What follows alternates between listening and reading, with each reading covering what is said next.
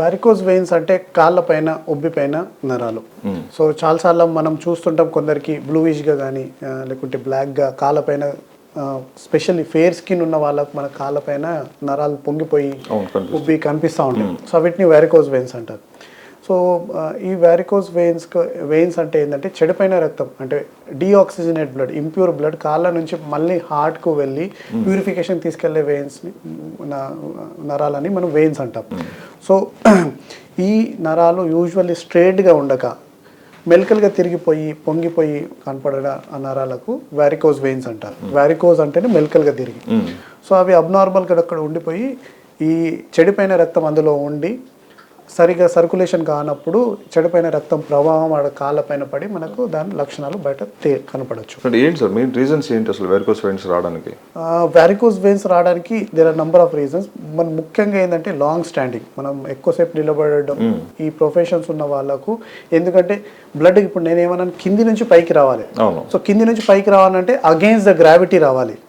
So already అవి gravity against వెళ్తున్నాం, కానీ మనం ఎక్కువసేపు నిలబడ్డప్పుడు ఇంకా దాని గ్రావిటీ ప్రభావం ఎక్కువ పడి ఎక్కువ లాంగ్ డిస్టెన్స్ ట్రావెల్ అయినప్పుడు ఇది ఈ రావడానికి లోపల వెయిన్స్లలో కవాటాలు ఉంటాయి, అంటే పుషింగ్ బ్లడ్. మనము ఒక 20 years నుంచి స్టాండింగ్ జాబ్ ఉంది అనుకోండి, లైక్ సపోజ్ టీచర్ లేకుంటే ఒక ట్రాఫిక్ పోలీస్ కానీ వాళ్ళు ఉన్నారు అనుకో. సో అప్పుడు ఏమవుతుంది, డైలీ ఆ బర్డన్ అన్నమాట ఈ కవాటాల పైన ఉన్న సిరలలో ఉన్న కవాటాల పైన ఎక్కువ పడి కొన్ని రోజుల తర్వాత మేబీ 5 years 10 years తర్వాత కవాటాలు ఫెయిల్ అయిపోవడం, అంటే బ్లడ్ కింది నుంచి పంపు అవ్వకపోవడం. సో అప్పుడు ఏమవుతుంది, బ్లడ్ కిందని పుల్ అయిపోయి అవుతుంది. సో ముఖ్యంగా long standing job, sedentary life style also, చాలా సేపు కూర్చున్న వాళ్ళకు కూడా, ఐటీ ప్రొఫెషనల్స్ కూడా ఈ మధ్యలో మనం కామన్గా చూస్తున్నాము. ఎందుకంటే వాళ్ళకు కాళ్ళలో మూమెంట్ ఉండట్లేదు, ఒకటి లాగా కాలు జామ్ అయిపోయి అక్కడ ఉన్నప్పుడు బ్లడ్ సర్క్యులేషన్ అవ్వవు. ఇంకొకటి muscles are called the peripheral pumps. Heart నుంచి ఎట్లా పంప్ అయ్యి బ్లడ్ కిందికి వెళ్తుందో రెస్ట్ ఆఫ్ ద బాడీకి, కింది నుంచి కూడా బ్లడ్ పైకి వెళ్ళాలంటే మనం నడుస్తుంటే ఓకే, కానీ సిడెంటరీ లైఫ్ స్టైల్ వల్ల ఏమైందంటే ఆ కాళ్ళ మూమెంట్ లేనప్పుడు ఈ బ్లడ్ అక్కడనే ఉండిపోయే రీజన్. Third, pregnancy. ఎందుకంటే పొట్ట కింది భాగంలో స్పెషల్లీ 7 months 8 months ప్రెగ్నెన్సీ టైంలో ఏమవుతుంది, కింది నుంచి బ్లడ్ వచ్చేది ఆ బేబీ వెయిట్ వల్ల కాళ్ళ నరాల పైన ప్రెషర్ పడి ఆ బ్లడ్ అక్కడ జామ్ బ్లాకేజ్ లాగా అనుకోండి పొంగిపోవడం స్టార్ట్ అవుతుంది. సో ప్రెగ్నెన్సీ అన్నాను. అదే ఎవరైనా పెద్ద టమ్మీ ఉన్నారనుకోండి, ఒబేసిటీ, అదొక రీజన్. కొందరికి ఫ్యామిలీ హిస్టరీ, అంటే వాళ్ళ వెయిన్స్లలో కవాటాలే వీక్ ఉండడం. కొందరికి మన తాతకు ఉన్నప్పుడు లేకుంటే మన ఫాదర్కు ఉన్నప్పుడు అంకల్కు ఉన్నప్పుడు మనకు వచ్చే అవకాశాలు కూడా ఎక్కువ ఉంటాయి. ముఖ్యంగా ఇవి రీజన్. కొందరికి ఇక బ్లడ్ క్లాట్స్, ఇన్ఫెక్షన్, లేకుంటే ఏమైనా దెబ్బ దాకా ట్రామా, అంటే నరం కట్ అయిపోవడం, ఫ్రాక్చర్ అయినప్పుడు, ఇలాంటి వేరే రీజన్స్ ఉంటాయి, కానీ ముఖ్యంగా ఇవి మెయిన్ రీజన్స్. ఓకే, మీరు ఇందాక అన్నారు అంటే ఎక్కువసేపు స్టాండింగ్ జాబ్స్ ఉన్న వాళ్ళకి ఎక్కువ వచ్చే ప్రమాదం ఉంది. సో జెనెటికల్గా కూడా ఒకటి ఛాన్సెస్ ఉన్నాయి. వాళ్ళ ఫ్యామిలీలో ఉన్నప్పుడు వాళ్ళ జీన్స్ ప్రోన్ ఉంటే వాళ్ళకి రావాల్సింది ఫస్ట్లో కాకుండా కానీ లేట్లో towards the end of. Okay sir, only standing jobs అనండి? ఇప్పుడు సాఫ్ట్వేర్ ఐటీ ఫీల్డ్ తీసుకుంటే ఎక్కువసేపు కూర్చొని పోస్చర్ ఉన్న వాళ్ళు కూడా వాళ్ళకు కూడా రావచ్చు. అది ఎందుకంటే కాళ్ళలో మూమెంట్ ఉండాలి. అందుకే ఇప్పుడు నా దగ్గర కొందరు ఐటీ వాళ్ళు వచ్చినప్పుడు నేను ముఖ్యంగా వాళ్ళకి ఏం చేస్తారంటే, ఎంతసేపు కూర్చుంటారంటే సార్ 6-7 hours కంటిన్యూస్గా కూర్చుంటాం, మధ్యలో మేబీ లంచ్ కానీ ఒక టీ బ్రేక్ వెళ్తాం, వర్క్ ప్రెషర్ ఉంటుంది, 8 hours మేము ఒక 1 hour బ్రేక్ ఉంటుంది. అది that is completely wrong way of sitting. So ½ an hour 1 hour తర్వాత మేబీ మీరు ఒక బ్రేక్ కానీ లేకుంటే కాళ్ళకి ఉన్నప్పుడు కాళ్ళు కదిలియడం కానీ యాంకల్ మూమెంట్స్ ఇవి చాలా ఇంపార్టెంట్. చిన్ననే మీరు కూర్చున్నప్పుడు చేయడం వల్ల ఇలాంటి ప్రాబ్లమ్స్ మనం అవాయిడ్ చేయొచ్చు. ఓకే, మనం తీసుకునే ఫుడ్ హ్యాబిట్స్ ఏవైతే ఉన్నాయో, ఇప్పుడు మనం చూసుకుంటే కంప్లీట్ వెస్ట్రన్ కల్చర్ అడాప్ట్ చేసుకోవడం వల్ల కంప్లీట్ జంక్కి అలవాటు పడిపోయారు. అంటే కంప్లీట్ ఫ్యాటీ ఫుడ్స్ తినడం కానీ, complete junk foods, fast foods. ఇప్పుడు మనం నైట్ షిఫ్ట్స్ ఉన్నారనుకోండి, వాళ్ళు అక్కడ పోయి ఏదో దొరికితే తినేస్తారు, నూడిల్స్, అది చైనీస్ అని తింటారు. అంటే ఇంకా చెప్పాలంటే మనకి అన్ఈవెన్ టైమింగ్స్ లో డైట్ తీసుకోవడం, వీటి వల్ల ఏమన్నా varicose veins problem? Direct effect ఉండకపోవచ్చు, కానీ ఏమవుతుందంటే మెయిన్ గా డైట్ కూడా వారికోజ్ వెయిన్స్. ఇప్పుడు ఏమవుతుంది, బ్లడ్ ఫ్లో అంటే కొద్దిగా పల్సగా ఉండి ఈజీగా వెళ్ళిపోతుంది, ఫ్లో అవుతుంది. అదే బ్లడ్ తిక్కు ఉందనుకోండి ఏమవుతుంది, ఆ ఫ్రిక్షన్ అన్నమాట. ఆల్రెడీ బ్లడ్ కవాటాలు వీక్ అయినది, ఫ్లో అవ్వట్లేదు, దానిపైన బ్లడ్ థిక్ అవుతాయి. సో మన ఫాస్ట్ ఫుడ్, ఆయిలీ ఫుడ్, ఏమన్నా బ్లడ్ థిక్ అయ్యే ఫుడ్స్ ఏమైనా తీసుకున్న, ఆయిలీ మెయిన్గా స్పెషల్లీ ఫాస్ట్ ఫుడ్, ఇంకా oily food, more of meat, salt content ఉన్నది, ఇవన్నీ వల్ల ఏమవుతుంది, బ్లడ్ థిక్ అయ్యే కొద్దిగా పాసిబిలిటీస్. సో బ్లడ్ థిక్ ఉన్నప్పుడు ఈ వారికోజ్ వెయిన్స్ ఇండైరెక్ట్ గా పెరిగే అవకాశాలు ఉన్నాయి. పుల్లింగ్ ఎక్కువ అయిపోతుంది కదా, సాఫ్ట్ ఉంటే థిన్ గా ఉందనుకోండి ఈజీగా. అందుకే water, drinking more water is important. Fast food, తర్వాత more of veg, less of non veg. అంటే నాన్ వెజ్ అనగానే ఇప్పుడు ఏమవుతుంది, fat related more content, animal నుంచి వచ్చే పదార్థాలు saturated fatty acid. So blood కూడా థిక్ అయ్యేది. అందుకే మనం ఈ నాన్ వెజ్ తినే వాళ్ళకు హార్ట్ బ్లాక్స్, ఈ బ్లాక్స్ అవన్నీ మనం ఎక్కువ చూస్తుంటాం. జనరల్ ఏ ఏజ్ గ్రూప్ వాళ్ళకి ఎక్కువ అఫెక్టెడ్ ఉంటుంది వెరికోస్ వెయిన్స్ అనేది? ఫ్యామిలీ తోటి ప్రాబ్లమ్స్ వచ్చిన, లైక్ ఫ్యామిలీ హిస్టరీ అనుకోండి, కొద్దిగా ఎర్లీ స్టేజ్ లో మనం చూస్తుంటాం వాళ్ళకు 17, 20, 25. కానీ ప్రొఫెషన్ ఉందనుకోండి, మీరు జాబ్కు స్టార్ట్ అయింది అనుకో, మీరు 24, 25 జాబ్ స్టార్ట్ అయింది, కన్సిడర్ టీచరే కానీ, సో ఇమీడియట్గా ఏం స్టార్ట్ కాదు. 5 years 10 years తర్వాత మెల్లగా చిన్న చిన్నగా కనపడడం స్టార్ట్ అవుతుంది. ఇంకొక 15 years అయిపోయిన తర్వాత టోటల్ మీకు ఆ వెయిన్ పొంగిపోయి దాని సిమ్టమ్స్ యాక్చువల్లీ అంటే మీరు దినమంతా జాబ్ చేసినప్పుడు ఏం కాదు, కానీ ఇంటికి వచ్చిన తర్వాత కాళ్ళు లాగడం, కాళ్ళ యాంకల్ చుట్టుపక్కల వాపు ఉండడం, మళ్ళీ నైట్ పెట్టుకున్న తర్వాత రెస్ట్ తీసుకున్న తర్వాత మార్నింగ్ డిసపియర్ అయిపోవడం, ఇలా సిమ్టమ్స్ లక్షణాలు. కానీ మనం ఏమనుకుంటే నాకు ఇవాళ ఎక్కువ స్టాండింగ్ అయిపోయిందేమో అందుకే ఇది వాపు వచ్చిందని మనం కొన్నిసార్లు నెగ్లెక్ట్ చేస్తాం. అన్లెస్ అంటిల్ మీకు దాని గురించి అవగాహన లేకుంటే చాలా సార్లు. సో ఆ స్టేజ్ అలా పెరుగుకుంటా మళ్ళీ కింద కాళ్ళు నల్లబడడం, దూద రావడం, స్కిన్ కలర్ చేంజ్ అవ్వడం, ఇవన్నీ సిమ్టమ్స్ తర్వాత స్టార్ట్ అవుతా ఉంటాయి. ఎర్లీ సిమ్టమ్స్ ఏముంటాయి సార్ ఫస్ట్ ఐడెంటిఫై చేయడానికి? ఫస్ట్ అయితే మీకు వెయిన్స్ ఇట్లా స్కిన్ పైన కనపడుతుంది, స్పెషల్లీ ఫేర్ స్కిన్ ఉన్న వాళ్ళకు. కొద్దిగా డార్క్ స్కిన్ ఉన్న వాళ్ళకు మేబీ కొద్దిగా ఇంకా డిలే అవ్వచ్చు, కానీ ఫేస్ స్కిన్ వాళ్ళకి ఇది ఈజీగా తెలుసు. ఎస్పెషల్లీ లేడీస్కు ఆఫ్టర్ 1 pregnancy or 2 pregnancy తర్వాత అయితే డెఫినెట్గా వాళ్ళకు ఉంటాయి. చాలాసార్లు కాస్మెటిక్ మన దగ్గర క్లినిక్లో చూయించుకున్న వాళ్ళు చాలా లేడీస్ స్పెషల్లీ కాస్మెటిక్ రీజన్స్ వల్లనే వస్తాయి. వాళ్ళకి సిమ్టమ్స్ ఉండకపోవచ్చు, సరే ఇవి ఏదో నేను ఎక్కడ చదివాను, నాకు కాళ్ళపైన నాకు కూడా అలానే అనిపిస్తున్నాయి అని వాళ్ళు వస్తారు. సో కొందరు ఆఫీస్కు వెళ్ళే లేడీస్ షార్ట్స్ వేసుకున్న వాళ్ళు వేసుకోలేరు, ఇలాంటి ప్రాబ్లమ్స్ వల్ల. ఇదేంటి అందరూ అడుగుతారు, అంటే కాస్మెటిక్ ప్రాబ్లం. సిమ్టమ్స్ ఉండకపోవచ్చు, వాళ్ళ కాళ్ళ నొప్పులు కానీ వాపులు ఏమి ఉండవు, కానీ కాస్మెటిక్. అది ఫస్ట్ స్టేజ్లో. సెకండ్ స్టేజ్ అయ్యే వరకు కాళ్ళ వాపులు రావడం, ఎక్కువగా స్టాండింగ్ అయిపోయిన తర్వాత కొద్ది కాళ్ళు లాగడం, ఇలాంటి సిమ్టమ్స్ సెకండ్ స్టేజ్లో.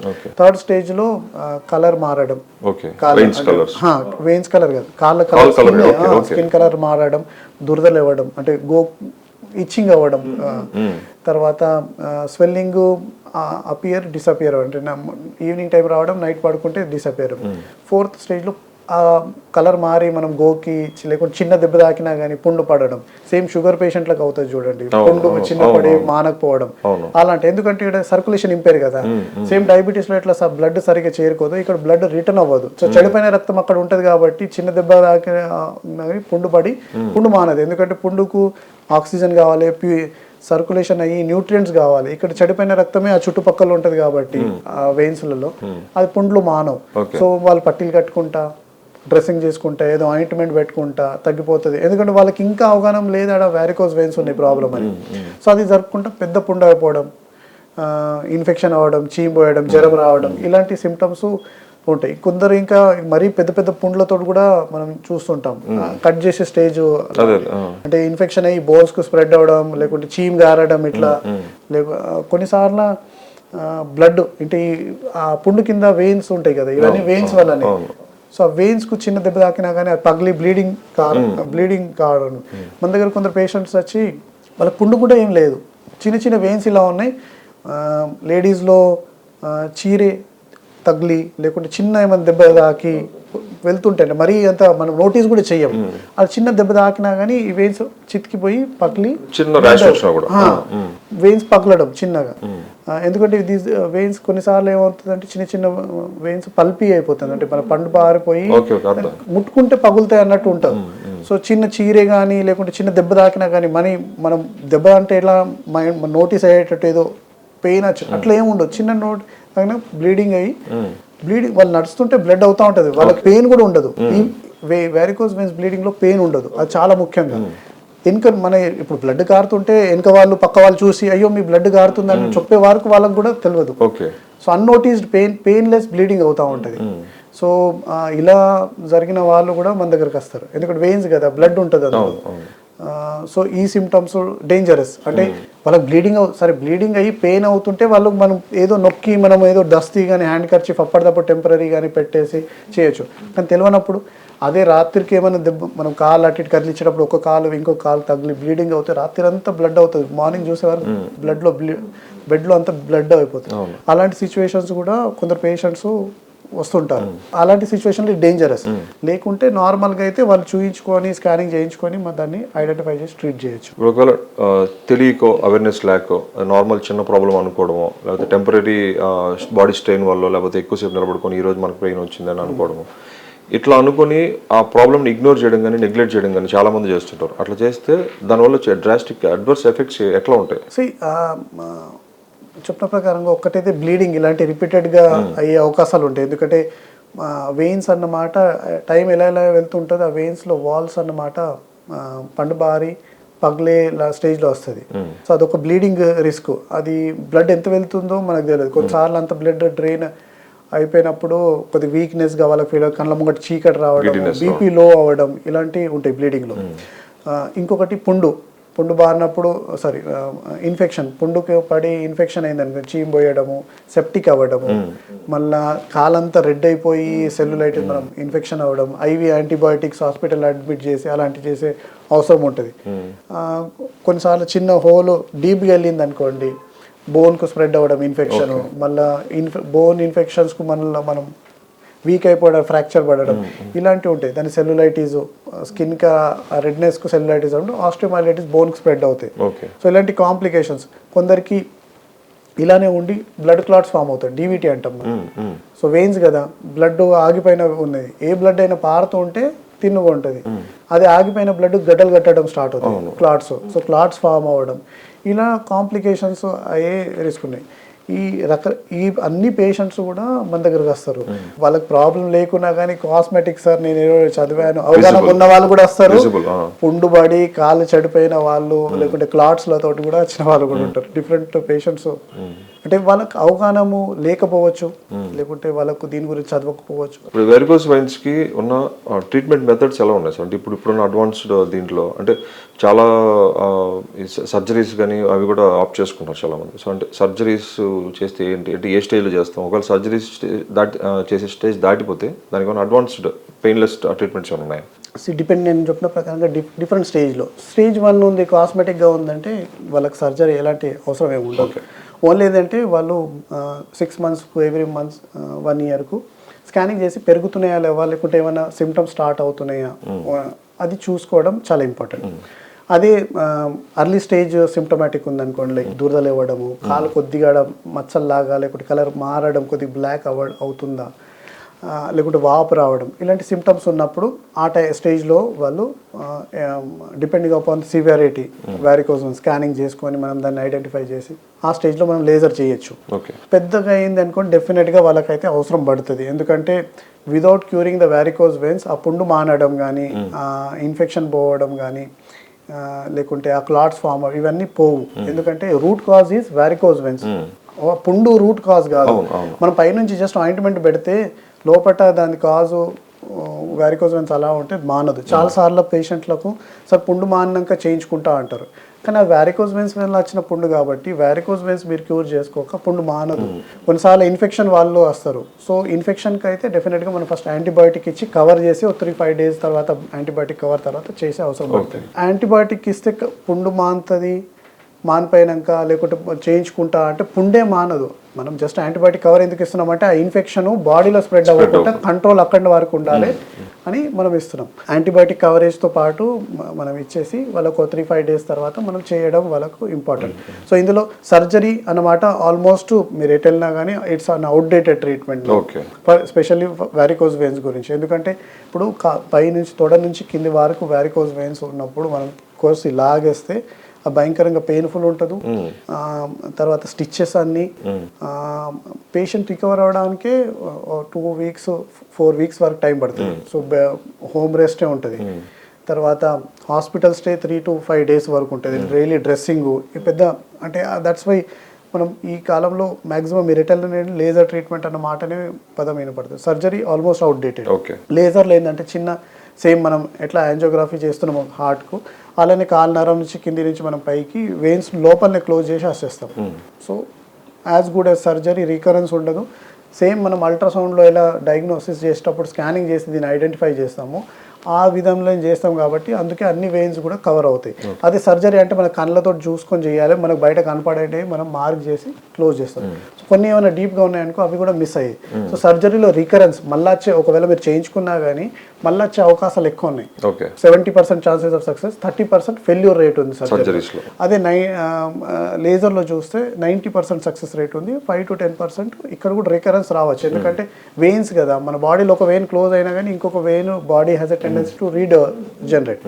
సో ఒకవేళ మీ ఫ్యామిలీ హిస్టరీ ఉందనుకోండి, లేకుంటే మీరు ఓవర్ వెయిట్ వల్ల వచ్చింది అనుకోండి, ఇప్పుడు ఉన్న వెయిన్స్ మనం క్యూర్ చేస్తాం. ఏమవుతుంది, మీరు ఓవర్ వెయిట్ ఒబేసిటీ కంట్రోల్ చేయకున్నప్పుడు మళ్ళీ కొన్ని రోజుల్లో మేబీ 3 years 5 years 10 years మళ్ళీ డెవలప్ అవుతుంది. సార్ ఇప్పుడు మీరు లేజర్ ట్రీట్మెంట్ దాని గురించి చెప్పారంటే కంపేర్ టు సర్జరీస్కి ఇప్పుడు ఏదైతే అడ్వాన్స్ లేజర్ ట్రీట్మెంట్ ఉందో, ఒకవేళ ట్రీట్మెంట్ తీసేసుకున్న తర్వాత మళ్ళీ తిరిగి రాకుండా ఉండడానికి, పెరగకపోవడానికి మనం తీసుకోవాల్సిన జనరల్ ప్రికాషన్స్ ఏముంటాయి? ఫస్ట్ మీ దాంట్లో అంటే రావడానికి రీజన్ ఏంటి ఐడెంటిఫై చేయడం ఇంపార్టెంట్. అంటే మీ జాబా, లాంగ్ సిట్టింగ్ జాబా, ఓవర్ వెయిటా, ప్రెగ్నెన్సీయా, లేకుంటే ఫ్యామిలీ ఇష్టం.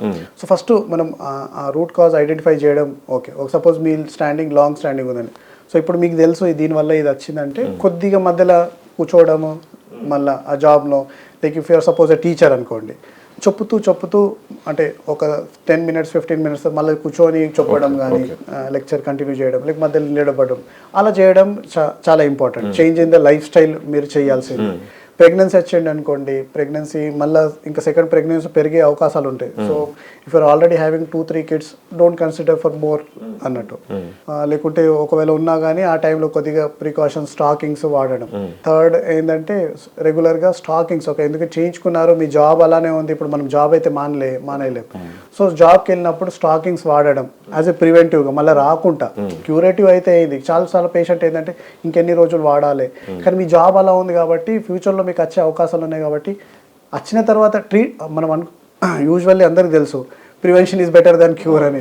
సో మనం మళ్ళీ మీరు రాకుండా చేస్తున్నారు. ఇది మీరు వచ్చిన ట్రీట్మెంట్ ఒకసారి, ఎందుకంటే చాలా పేషెంట్స్ నేను ఇంత ఖర్చు పెట్టాను, చేయించుకున్నాను, ఇక మళ్ళీ రావద్దు అని ఉంటుంది. కానీ రావడానికి ముఖ్య కారణం ఏంటంటే మీ లాంగ్ స్టాండింగ్ జాబ్, మనం అది మానేయలేదు. మీరు వెళ్తున్నారు డైలీ స్టాండింగ్ ఉంటున్నారు 8 hours 9 hours మీ జాబ్లో. సో అలాంటి టైంలో అది రాకుంటే ఎలా ఉంటుంది, వచ్చే అవకాశం. సో ప్రివెంటివ్గా మనం స్టాకింగ్స్ వాడడం కూడా చాలా ఇంపార్టెంట్. ఈ ఫ్యామిలీ హిస్టరీ ఉంటే జీన్స్ ఫ్యామిలీని మనం మార్చలేము. So those are unavoidable. So వాళ్ళకి ఇక మనం హోప్ ఫర్ ద బెస్ట్ అన్నట్టు ప్రివెంటివ్ సాక్స్ వాడడం కానీ మనం తీసుకునే డైట్లో more of vegetables, more of water, reduction of salt, అంటే బ్లడ్ థిక్ అవ్వకుండా అలాంటి పదార్థాలు మనం తీసుకోవడం. డయాబెటీస్, హైపర్ టెన్షన్ అలాంటివి ఉంటే పుండ్లు పడకుండా అది చూసుకోవాలి. ఎందుకంటే మీకు ఆల్రెడీ డయాబెటీస్ ఉంది ప్లస్ వ్యారికోజ్ వెయిన్స్ ఉందంటే పుండ్లు పడే అవకాశాలు, పుండ్లు పడ్డాక మానకపోవడం, ఇవన్నీ. Regular exercise, walking, weight control, అంటే మీరు ఓవర్ వెయిట్ ఉన్నారంటే తగ్గడము, లేకుంటే లీన్ అని తిని ఉంటే మళ్ళీ వెయిట్ గెయిన్ అవ్వకుండా చూడండి. ఫిజికల్ ఎక్సర్సైజ్, వాకింగ్ అవి మార్నింగ్ ఉండాలి. ఇవన్నీ చేస్తే యూ కెన్ డెఫినెట్లీ రాకుండా కూడా చూసుకోవచ్చు. ఒకవేళ అర్లీ స్టేజ్లో ఉంటే మనం ఫర్దర్ కూడా ప్రోగ్రెస్ అవ్వకపోవచ్చు. సో మనకి అదర్ డిసీజెస్ ఏమైనా ఉంటాయి, అవి జనరల్గా ఏంటంటే ఒక్కసారి ఏదైనా ప్రాబ్లం వచ్చిందంటే మనం దాన్ని నెగ్లెక్ట్ చేయడం ఏదైనా చేస్తే అది మిగతా బాడీ పార్ట్స్ కూడా ఎఫెక్ట్ అయ్యే ఛాన్స్ ఉంటుంది. సో అదే ప్రాబ్లం మనకి వెరికోస్ వెయిన్స్లో కూడా ఉందా, దాన్ని నెగ్లెక్ట్ చేస్తే రిమైనింగ్ బాడీ పార్ట్స్? ఎందుకంటే బ్లడ్ సర్క్యులేషన్ కదా, బ్లడ్ అంతా బాడీ స్ప్రెడ్. ఒకవేళ సపోజ్ పుండు ఉంది, ఇన్ఫెక్ట్ అయ్యింది, ఆ చోటు ఉంది, కానీ ఆ ఇన్ఫెక్షన్ ఆ బ్లడ్ నుంచి లోపల నుంచి బాడీ అంతా వెళ్ళి సెప్టిక్ అయ్యే అవకాశాలు ఉంది, కిడ్నీకి కానీ లివర్కు స్ప్రెడ్ అయ్యే అవకాశాలు ఉంది. సో అది క్లాట్స్ ఫామ్ అయినప్పుడు మనం నడుస్తాము, కొద్దిగా నొప్పి ఉన్నా కానీ కొందరు ఏంటంటే పర్వాలేదు టాలరేట్ చేసుకుంటా మనం నడుస్తాం. సో క్లాట్స్ నడిచినప్పుడు కదిలి బ్రేక్ అయ్యి పైకి పోవడం, డివిటీ, సో ఇలాంటి రిస్క్ ఉంటాయి. సో నెగ్లెక్ట్ చేయడం అంటే ఏ స్టేజ్లో ఉంది, మనం ఎంతవరకు నెగ్లెక్ట్ చేస్తున్నాము, ఏదైనా కానీ హెల్త్ రిలేటెడ్ కాబట్టి మనం బాడీలో చిన్న డిసీజ్ ఉన్నా కానీ దాన్ని నెగ్లెక్ట్ చేస్తే it can have like body మీద దాని ఎఫెక్ట్ అయితే ఉంటుంది. డెఫినెట్గా మనం దీన్ని నెగ్లెక్ట్ చేయాలంటే లేదు, కానీ మనం అవగాహన ఉండి ఏ స్టేజ్లో ఉన్నాం, ప్రివెంట్ ఎలా చేసుకోవాలి, లేకుంటే ఉంటే ఒకవేళ పెరగకుండా ఎలా చూసుకోవాలి, ఇవన్నీ అయితే ప్రికాషన్స్ మీ దగ్గర ఉన్న డాక్టర్ని కన్సల్ట్ అవి. ఇంకొకటి ఏంటంటే ఒకవేళ ఉన్నా కానీ రెగ్యులర్ స్కానింగ్ చేసుకొని ఆ స్టేజ్ పెరుగుతుంది. ఎందుకంటే వారికోస్ వెయిన్స్ బయట కనపడడమే కాదు, లోపల కూడా ఉండొచ్చు. Okay. It's like tip of iceberg. పైన ఎంత కనపడుతుంది, నీళ్ళ లోపల ఐస్బర్గ్ ఎంత ఉందో మనకు తెలియదు. సో మనకు స్కానింగ్ చేసినప్పుడు మనకు యాక్చువల్ గా డెఫినెట్ గా ఇప్పుడు just certain part is projecting out, skin కింద కనపడుతుంది, కానీ లోపల ఎంత ఉందో వారికోస్ వెయిన్స్ మనకు తెలియదు. అందుకే డాప్లర్ స్కానింగ్ చేసుకొని పెరుగుతుందా అది చూసుకోవడం కూడా చాలా ఇంపార్టెంట్. ఇప్పుడు మనకి మీరు ఇప్పుడు చెప్తున్న సర్జరీస్ లేదా లేజర్ ట్రీట్మెంట్స్ ఉన్నాయి కదా, సో ఇవన్నీ అడ్వాన్స్డ్ ఇది టు క్యూర్ ద డిసీజ్. ఇవి కాకుండా మనకి మార్కెట్లో జనరల్గా కొన్ని మెడిసిన్స్ అంటే క్రీమ్స్ అని, టాబ్లెట్స్ అని, so only without any surgeries వాటితో అవసరం లేకుండా ఈ క్రీమ్స్ వాడితే తగ్గిపోతుందండి. అవి ఎంతవరకు రిలయబుల్? మనం అలోపతి మెడికల్లో సర్జికల్ లో medicines are not very effective for varicose veins. Okay. ఈ మెడిసిన్స్ ఏంటంటే జస్ట్ టెంపరీగా రిలీఫ్ ఇవ్వచ్చు. అంటే ఇప్పుడు మీకు హెడేక్ ఉంది, పైనుంచి జెండు బామ్ రాస్తే మనం కొద్దిగా టెంపరీగా రిలీఫ్ ఉంటుంది. లోపల కానీ హెడేక్ రావడానికి అంటే టెంపరీ హెడేక్ అయింది, మనకు ఏదో ఫుడ్ సరిగ్గా తినక లేకుంటే ఎండలో ఎక్కువైనప్పుడు హెడేక్ అవుతే తగ్గిపోవచ్చు కొద్దిగా రెస్ట్ తీసుకుంటే. సపోజ్ వేరే ఏమైనా ప్రాబ్లం యాక్చువల్ ఉందనుకోండి, లోపల బ్రెయిన్లో ఒక గడ్డనే ఉంది, లేకుంటే బ్రెయిన్ ట్యూమర్ లాంటి ఏదో ఒకటి ఉంది, రెగ్యులర్గా హెడేక్ వస్తుంది అనుకోండి, మనం జస్ట్ టెంపరీగా రిలీఫ్ అయితే జెండు బామ్ తోటి వస్తుంది, కానీ క్యూర్ కాదు కదా లోపల ఉన్న గడ్డ. సో అది చాలా ఇంపార్టెంట్. ఇక్కడ ఏంటంటే వారికోస్ వెయిన్స్ పైనుంచి క్రీమ్స్ పెడితే పోదు, లోపల బ్లడ్ సర్క్యులేషన్ కవాటాలు ఎలా క్యూర్ అవుతాయి? మీకు పైనుంచి క్రీమ్ రాస్తున్నారు కాబట్టి కొద్దిగా ఆ రిలీఫ్ ఉంటుంది మనకు టెంపరీగా, మనకు అక్కడ స్కిన్ నంబ్ అయిపోయి మనకు రిలీఫ్ ఉంటుంది, కానీ లోపల రూట్ కాజ్ క్యూర్ కాదు. ఇప్పుడు పుండు పడ్డది అనుకోండి, పైనుంచి ఆయింట్మెంట్ పెడితే రిలీఫ్ ఉండొచ్చు, కానీ వారికోస్ వెయిన్స్ లో మళ్ళీ కొన్ని రోజుల తర్వాత పడుతుంది కదా. లోపల వారికోస్ వెయిన్స్ ఉన్నప్పుడు మనం క్యూర్, ఎందుకంటే మనం we're not looking for a temporary solution, we want a permanent solution. నేను చెప్పేది కూడా ఇప్పుడు మనం పర్మనెంట్ క్యూర్ కావాలి. ఏదో టెంపరీగా 3 months బాగుండి మళ్ళీ కొన్ని రోజుల్లో మళ్ళీ పుండు పడితే ఓకే పర్వాలేదంటే then you continue. So varicose వెయిన్స్తో పాటు కొంచెం సిమిలర్ ఉండే వారికోసిల్ కూడా, సో రెండింటికి ఆ డిఫరెన్స్ తెలియదు చాలా మందికి. అంటే రెండు సిమిలరా లేకపోతే అది డిఫరెంట్ ఇది డిఫరెంట్? అసలు ఏంటి వారికోసిల్కి వారికోస్ వెయిన్స్ ఉన్న డిఫరెన్స్ ఏంటి? సో వారికోస్ వెయిన్స్తో ప్రాబ్లమే, రెండు వెయిన్స్తో ఉన్న ప్రాబ్లమే. ఓన్లీ వారికోస్ వెయిన్స్ అంటే పొంగిపోయిన నరాలు కాళ్ళల్లో. ఓకే. ఇది వారికోసిల్ అంటే పొంగిపోయిన నరాలు బీజాల చుట్టుపక్కల, testis surrounding in the scrotum. So అదే ప్యాథాలజీ, అదే ప్రాబ్లము. ఇందులో కూడా వెయిన్స్లో కవాటాలు వీక్ అయిపోయినందు వల్లనే బ్లడ్ అక్కడ టెస్టిస్ చుట్టుపక్కల ఉండిపోయి చెడిపోయిన రక్తమే. కాళ్ళల్లో ఎలా ఉందో వారికోస్ వెయిన్స్లో, వారికోసిల్లో చెడిపోయిన రక్తం టెస్టిస్ చుట్టుపక్కల ఉండి టెస్టిస్కి సరిగ్గా హెల్తీ బ్లడ్ దొరకక టెస్టిస్ ఫంక్షన్ డౌన్ అవ్వడం స్టార్ట్ అవుతుంది. సో అది సేమ్ ప్యాథాలజీ కానీ లొకేషన్ డిఫరెంట్ అన్నట్టు.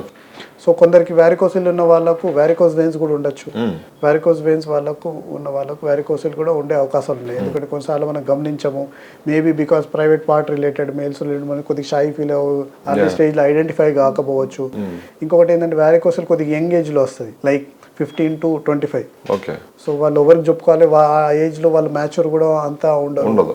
పేరెంట్స్ చెప్పన్నా లేకుంటే ఫ్రెండ్స్కి చెప్పినా కానీ వాళ్ళు they can make fun of it అని కొద్దిగా షై ఫీల్ కొద్దిగా లేట్లో కూడా ఐడెంటిఫై అవుతుంది. దీని గురించి అవగాహన ఉండడం చాలా ఇంపార్టెంట్ వారికోసిల్ గురించి. సో వారికోసిల్ ఓన్లీ బీజాల చుట్టుపక్కల మేల్స్ మాత్రమే definitely, because it's related to testis కాబట్టి మేల్స్ ఓన్లీ. కానీ వారికోస్ వెయిన్స్ అయితే ఫీమేల్స్ కి రావచ్చు, మేల్స్ కి రావచ్చు. సో మెయిన్ రీజన్స్ ఏంటి సార్? ఇది సేమ్ అంటే వారికోసిల్ మేల్ లో ఉందో ఫీమేల్ లో కూడా ఒక కండిషన్ ఉంటుంది, బట్ ఓవరీస్ కానీ యూట్రస్ చుట్టుపక్కల దానికి మనం పెల్విస్ కంజెషన్ సిండ్రోమ్ అంటాం. అది డిఫరెంట్, కంప్లీట్ గా డిఫరెంట్, కొద్దిగా అన్కామన్. అంటే వారికోసిల్ ఉన్నంత కామన్ ప్రాబ్లం కాదు pelvic congestion syndrome. So males లో పర్టికులర్ గా వారికోసిల్ రావడానికి రీజన్స్ ఏమంటాయి? Same most of the times varicose veins కి ఎలా ఉన్నాయో అవే రీజన్స్ ఉంటాయి. ప్లస్ దాంతోపాటు ఏంటంటే యంగ్ ఏజ్లో రావడానికి కారణం ఏంటంటే ఎట్లా మనం మ్యాచ్యూరిటీ అటెండ్ అవుతుందో మేల్స్లో మనకి టెస్టిస్ హార్మోన్ ప్రొడ్యూస్ అవ్వడము, ప్లస్ ముస్టాచెస్ బియర్డ్ కొద్ది ఆ స్టేజ్ 13, 11, 12, 13 ఆ ఏజ్లో టెస్టిస్కి బ్లడ్ మనకి testis functions actually sperm produce చేయడము, హార్మోన్ ప్రొడ్యూస్ చేయడం ఆ ఏజ్లో స్టార్ట్ అవుతుంది. కాబట్టి బ్లడ్ కూడా టెస్టిస్కు ఎక్కువగా అవసరం ఉంటుంది, because it's started functioning actually. So అప్పుడు ఏమవుతుందంటే గష్ ఆఫ్ బ్లడ్ వస్తుంది టెస్టిస్కు. కానీ రిటర్న్ వెళ్ళేటప్పుడు కొందరు పేషెంట్స్లో ఈ కవాటాలు వెయిన్స్లో కవాటాలు వీక్ ఉన్నందుకు అంత బ్లడ్ తట్టుకోలేక ఆ కవాటాలు ఫెయిల్ అయ్యి వారికోసిల్ స్టార్ట్ అవుతుంది. So most of the times idiopathic, అంటే మనకి ఈ పర్టికులర్ రీజను స్టాండింగ్ జాబ్ లాగా మనం వారికోస్ వెయిన్స్కి ఎలా మాట్లాడుకుంటాం అది ఇక్కడ ఉండకపోవచ్చు. వాళ్ళ కవాటాలు అంటే బాడీను లోనే వెయిన్స్ వీక్ ఉన్నందుకు స్టార్ట్ అవ్వచ్చు. అదర్ రీజన్స్ ఏంటంటే కొందరికి యూరిన్ ఇన్ఫెక్షన్ లేకుంటే టెస్టిస్లో ఇన్ఫెక్షన్ అవ్వడం, దెబ్బ తాకడం. ఈ యంగ్ ఏజ్లో మనం క్రికెట్ అటు ఇటు ఏదైనా స్పోర్ట్స్ ఆడేటప్పుడు కూడా కాలు తగలడం, దెబ్బ తాకడము టెస్టిస్కు, ఆ రీజన్ ఉండొచ్చు. కొన్నిసార్లు ఇప్పుడు చాలా పేషెంట్ మన దగ్గర కూడా వచ్చినప్పుడు నేను చెట్టు మీద నుంచి పడ్డాను చిన్నప్పుడు, లేకుంటే ఏదో స్పోర్ట్స్ ఆడేటప్పుడు దెబ్బ తాకింది, అప్పుడు చాలా ఎక్కువ తాకింది, అప్పుడు నాకు కనపడలేదు కానీ దాని ఎఫెక్ట్ ఇప్పుడు కనపడుతుంది, ఇలా చెప్పే వాళ్ళు కూడా ఉన్నారు. సో అదొక రీజన్ ఉండొచ్చు. దెబ్బ తాకడం, ఇంజురీ, ఇన్ఫెక్షన్. మోస్ట్ ఆఫ్ చాలా ఏంటంటే మనకి కారణం ఏమి దొరకదు, ఇడియోపాథిక్.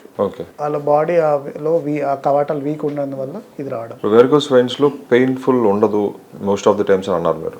సో మనకి ఐడెంటిఫై చేయడానికి కూడా కొంచెం టైం పడుతుంది అని చెప్పి.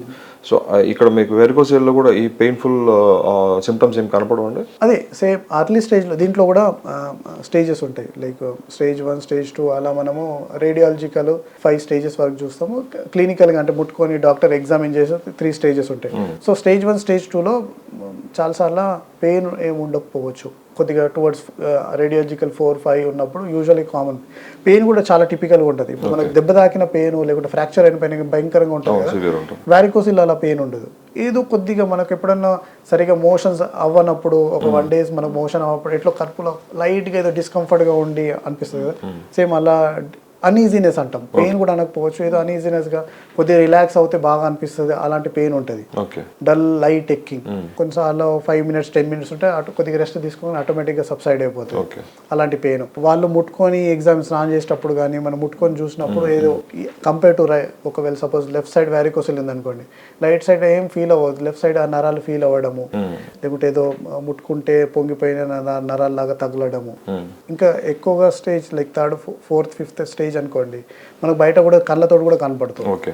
సో వెయిన్స్ పొంగిపోవడం, లైట్గా పెయిన్ అవ్వడము, లేకుంటే ఏదో టెస్టిస్లో వాపు ఉన్నట్టు బరువు ఉన్నట్టు ఫీల్ అవ్వడం. ఎందుకు వెయిన్ కదా, వెయిన్స్లో బ్లడ్ ఉంది, బ్లడ్ అంటే వెయిట్.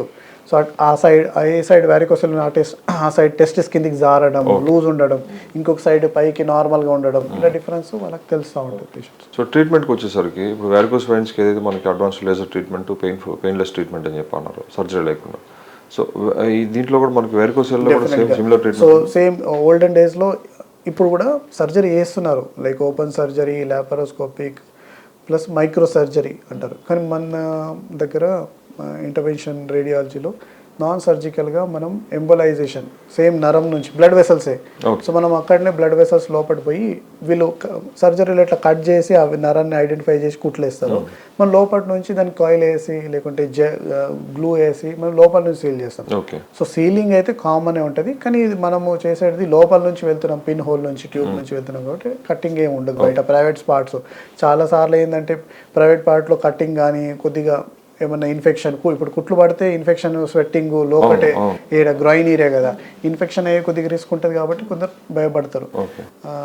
కానీ డెఫినెట్గా సర్జరీతో కంపేర్ చేస్తే కాస్మెటిక్ కానీ లేకుంటే రికవరీ పరంగా కానీ హాస్పిటల్ స్టే, కాంప్లికేషన్స్ ఇవి చాలా. ఎందుకంటే ఇప్పుడు కటింగ్ చేసేటప్పుడు డాక్టర్ సర్జన్ ఎంత ఎక్స్పర్ట్ ఉన్నాడు. ఇప్పుడు మనం కరెక్ట్గా మనం ఎలక్ట్రిక్ వైర్ ఎలా ఉంది, ఒక టైం బాంబ్ ఉంది అనుకోండి, డిఫ్యూజ్ చేసేటప్పుడు ఎల్లో వైర్ కట్ చేయన్నా, రెడ్ వైర్ కట్ చేయన్నా మీరు గుర్తు. సో ఈ వెయిన్స్లలో కూడా డిఫరెంట్ వెయిన్ ఉంటుంది, ఆర్టరీ ఉంటుంది, నర్వ్స్ ఉంటాయి, లింఫాటిక్స్ ఉంటాయి, 4 ఉంటాయి, రెడ్, బ్లూ అన్నట్టు. సో మనం కరెక్ట్గా బ్లూని నలుగుట్లో మనం బ్లూ ఐడెంటిఫై చేసి కట్ చేయాలి. సో అటు ఇటు చేసేటప్పుడు దాన్ని ఏమైనా డ్యామేజ్ అయింది, డెఫినెట్గా surgeons they are expert. Risk ఉండకపోవచ్చు, కానీ రిస్క్ ఛాన్సెస్ పాసిబిలిటీస్ అయితే ఉంటాయి. కానీ మనం లోపల నుంచి వెళ్తున్నాం కాబట్టి అదే ఈ బ్లూ వైర్లోనే వెళ్తున్నాం కాబట్టి బయటకు వచ్చి అటు ఇటు వచ్చే ఛాన్స్ తక్కువ. లోపల నుంచి సీల్ చేసి మనం వస్తున్నాం కాబట్టి పక్కకున్న నరాలకు కానీ రెడ్ నరం ఆర్టరీకి కానీ లింఫాటిక్స్ కానీ నర్వ్స్ కానీ డ్యామేజ్ అయ్యే రిస్క్ చాలా తక్కువ ఉంటుంది మన దాంట్లో. అందుకే complications wise even if I say 0 అన్నా కానీ నో ప్రాబ్లం. కానీ అదే సర్జరీలో 1%, 2% రిస్క్ ఉంటుంది కటింగ్ వల్ల.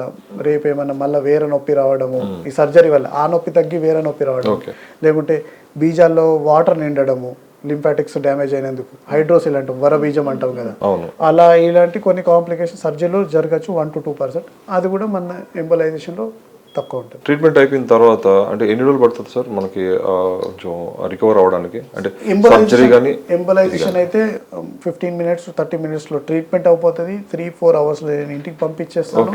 Next day they can go to job.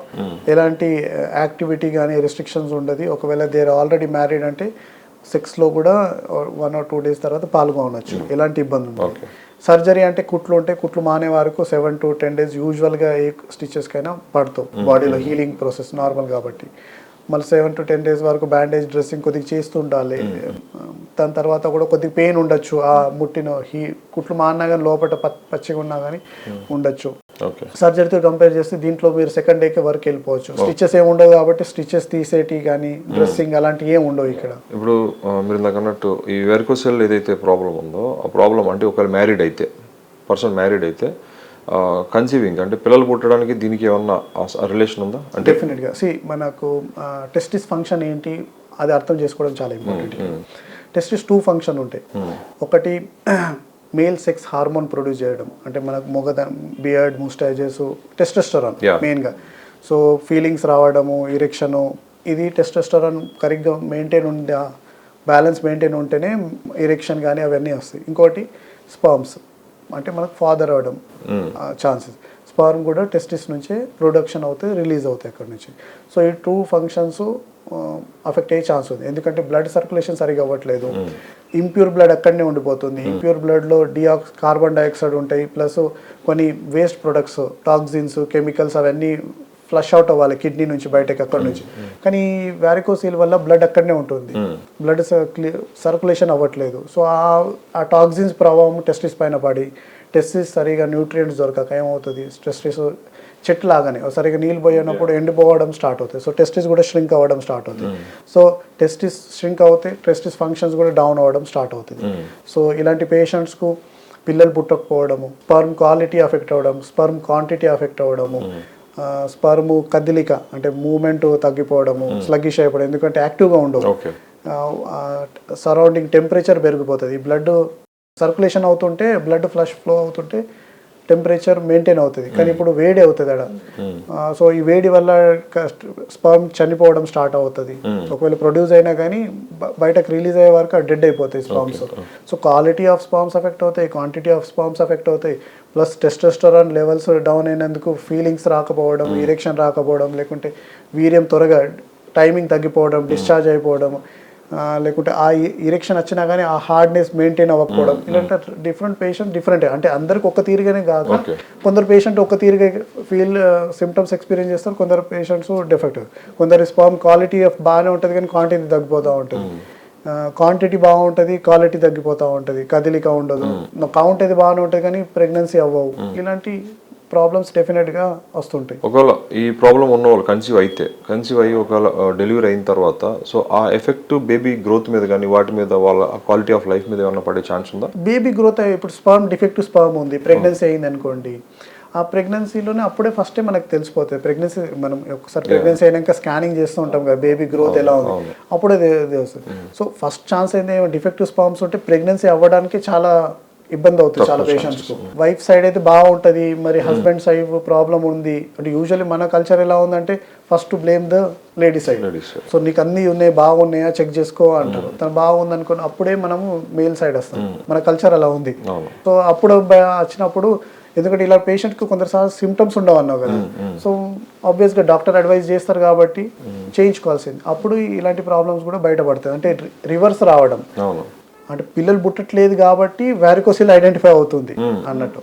So చాలా పేషెంట్ దీని గురించి అవగాహన అంటే వాళ్ళకు ఇది ఉంది, ఒకవేళ ఉన్నా కానీ నాకు ఎలా చెప్పుకోవాలి నాకు ఈ ప్రాబ్లం ఉందని. డెఫినెట్గా ఇలాంటి ప్రాబ్లమ్స్ మనం యూజువల్లీ వాళ్ళు ఎవరితోటి షేర్ చేసుకోవడం డిస్కస్ ఓపెన్ అంత ఈజీగా అవ్వరు అన్లెస్ అంటిల్ మనకు ఆ ప్రాబ్లమ్స్ వస్తుందంటేనే. సార్ ఇప్పుడు ఈ వెరికోసెల్ ఏదైతే ఉందో సో ఈ ప్రాబ్లం వచ్చిన పేషెంట్స్ ఎవరన్నా కూడా కొంచెం ఎమోషనల్ ఫ్యాక్టర్స్ అఫెక్ట్ అవుతాయి వాళ్ళకి. అంటే ప్రెగ్నెన్సీ కన్సీవ్ అవ్వకపోవడం ఇట్లాంటివి జరిగినప్పుడు ఏంటంటే అవుట్ సైడ్ ఫ్యాక్టర్స్ అంటే ఫ్యామిలీ నుంచి కానీ ఫ్రెండ్స్ నుంచి కానీ రిలేటివ్స్ నుంచి కానీ సొసైటీ నుంచి అంటే కన్సీవ్ అవ్వట్లేదు ప్రాబ్లం ఏంటనేది ఇది ఎక్కువ ప్రెషర్ ఎక్కువైపోతుంటుంది.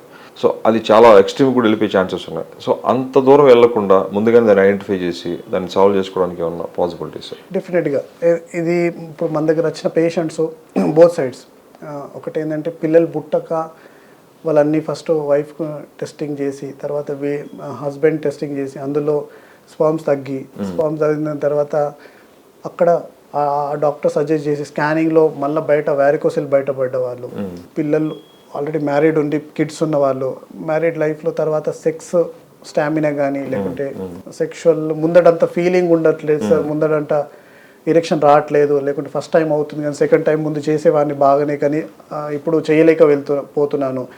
ఇలా 2 టైప్స్ కూడా పేషెంట్స్ మన దగ్గరికి వస్తూ ఉంటారు.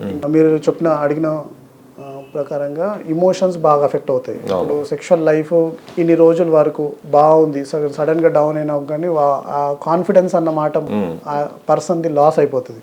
తర్వాత పిల్లలు పుట్టకపోవడం ఇది కూడా చాలా ప్రెషర్. అంటే ఆబ్వియస్ గా ఫ్యామిలీ తరపు నుంచి, ఇన్లాస్ తరపు నుంచి, కానీ వాళ్ళు కూడా చాలా ఎమోషనల్ గా అవుతారు.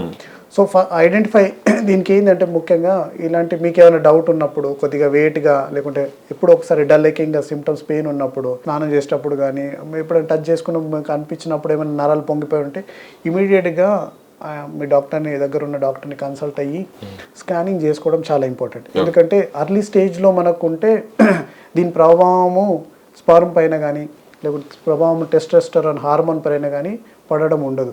యూజువల్లీ ఎఫెక్ట్ మనకు గ్రేడ్ 3 తర్వాతనే ఉంటుంది, ఇంకా చాలా రోజుల నుంచి ఉంటాయి. సరే ఇప్పుడు మీకు ఒక 1 మంత్ 2 మంత్స్ నుంచి ఏదో డిఫరెన్స్ అనిపిస్తుందంటే మీకు దాని ప్రభావం ఇమీడియట్ గా స్పర్మ్ పైన ఉండదు. అదే మీకు ఒక 2 years 5 years నుంచి ఉందంటే స్పర్మ్ పైన కానీ హార్మోన్ పైన ప్రభావం కనపడేది.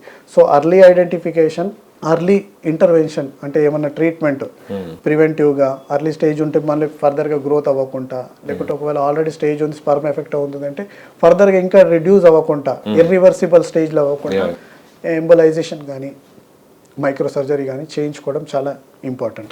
Early identification and early treatment. Sir general conceive అయిన లేడీస్ ఎవరైతే ఉంటారో, సో అంటే ఫస్ట్ టైం కావచ్చు, సెకండ్ టైం కావచ్చు, వాళ్ళు ఫస్ట్ టైం స్కాన్కి వెళ్ళినప్పుడు ఇలాగ ఫైబ్రాయిడ్స్ అనేది ఒకటి కాన్సెప్ట్ వింటున్నాం మనం రెగ్యులర్గా. అంటే లోపల చిన్న చిన్న గడ్డలు లాంటివి, ట్యూమర్స్ లాంటివి ఉంటుంది. అసలు రీజన్ ఏంటి వాళ్ళు రావడానికి మెయిన్ రీజన్? ఈ గర్భసంచి గడ్డలు చాలా common problem. By the time 50 women అయ్యే వరకు almost 70 to 80% of the women కు ఇలాంటి గడ్డలు ఉంటాయి.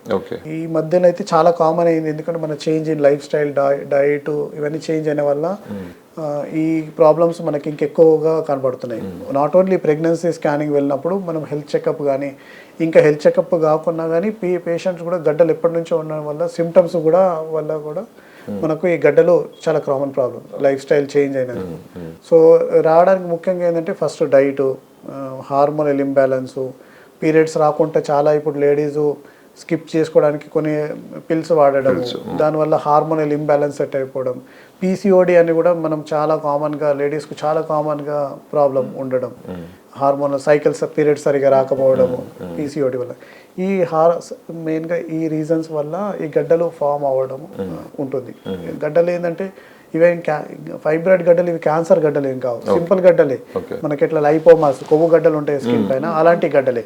కానీ ఈ హార్మోన్ ఇంబ్యాలెన్స్ వల్ల ఈస్ట్రోజన్ అన్న హార్మోను మన యూట్రస్లో ఒక పార్ట్ దానికి ఎక్కువ సెన్సిటివ్ అయిపోయి అక్కడ మసల్ అన్నమాట ఎక్కువగా మల్టిప్లై అయ్యి గడ్డలాగా లంప్ లాగా ఫామ్ అవ్వడం స్టార్ట్ అవుతుంది. మెయిన్ హార్మోనల్ ఇంబ్యాలెన్స్ ఈ reason. Over weight, obesity, diet, oily food, lakh of exercise, sedentary life style, PCOD common, తర్వాత స్ట్రెస్ రిలేటెడ్ ఫ్యాక్టర్స్, ఇలాంటి రీజన్స్ వల్ల మనకు ఈ గడ్డలు ఈ మధ్యలో ఎక్కువ కనపడుతుంది. ఓకే, సో ఫైబ్రాయిడ్స్ కి జెనెటికల్లీ రావడానికి ఛాన్సెస్, జెనెటికల్ కూడా reason, but less percentage life style change వల్లనే జరుగుతున్నాయి ఇలాంటివి. ఎందుకంటే జెనెటిక్స్ పాతకాలంలో కూడా అలానే ఉంటుంది, ఇప్పుడు కూడా ఉంది. కానీ మన లైఫ్ స్టైల్ ఆ పాతకాలం నుంచి ఇప్పుడు చాలా మారిపోయింది కాబట్టి అదే major impact. Most of the health ప్రాబ్లమ్స్కు హార్ట్ కానీ, డయాబెటీస్ కానీ, బ్లడ్ ప్రెషర్ కానీ lifestyle is the main reason. ఎందుకంటే మనం చాలా కంఫర్ట్కి అలవాటు పడిపోయాము, ల్యాక్ ఆఫ్ ఎక్సర్సైజ్ ఉండట్లేదు, స్ట్రెస్ లెవెల్స్ ఎక్కువ అయిపోయినాయి, పీర్ కాంపిటీషను ఫ్యాక్టర్స్, వర్క్ స్టైల్ చేంజ్ అయిపోయింది, లాంగ్ అవర్స్ ఆఫ్ వర్క్ అయిపోయింది, మెంటల్ స్ట్రెస్ అయిపోయింది, sitting job, sedentary.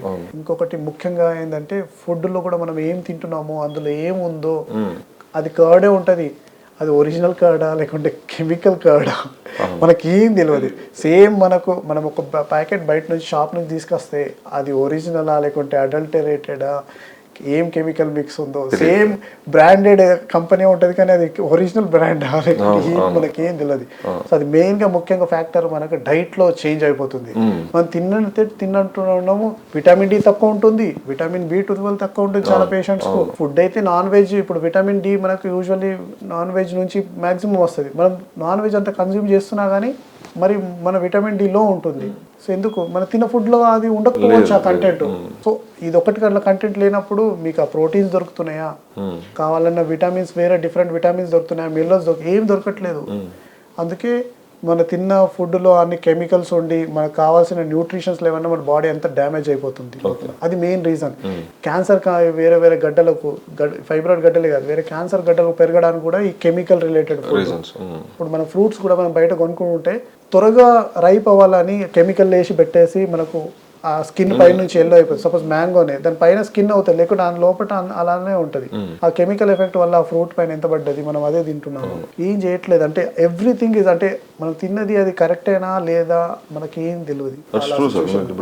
Fruit market లో నుంచి తెచ్చుకుంటే ఇప్పుడున్న రోజుల్లో అది జనరల్ గా మనం ఏదైనా ఒక యాపిల్ అనుకోండి, యాపిల్ కట్ చేసి బయట పెడితే అది ఆ కలర్ చేంజ్ అవ్వాలి యాక్చువల్. బట్ మీకు డేస్ అయినా కూడా అది అది రైప్ అవ్వట్లేదు, చెడిపోవట్లేదు, ఏం లేదు. దాని పైన ఉన్న టెక్స్చర్ కూడా మారట్లేదు. సో అది ఇక్కడ main reason all disease root cause ఇది. ఈ మధ్యలో జెనెటిక్ ఆల్మోస్ట్ అదే ఉంది సేమ్. ఎందుకంత అంత చేంజ్ అవ్వచ్చు ఈ ఫుడ్ వల్ల, మన జీన్స్ కూడా మారచ్చు కానీ కొద్దిగా. కానీ మెయిన్ ఎఫెక్ట్ అయితే డైట్. ప్రెగ్నెన్సీలో వచ్చే ఫైబ్రాయిడ్స్ ఇవే కాదు, ఇప్పుడు జనరల్ గా ఉమెన్ కూడా డిఫరెంట్ ఏజ్ గ్రూప్స్ లో ఫైబ్రాయిడ్స్ వస్తాయి. ఇది కనపడము వాళ్ళకి పీరియడ్ స్టార్ట్ మెనార్కి అంటాము.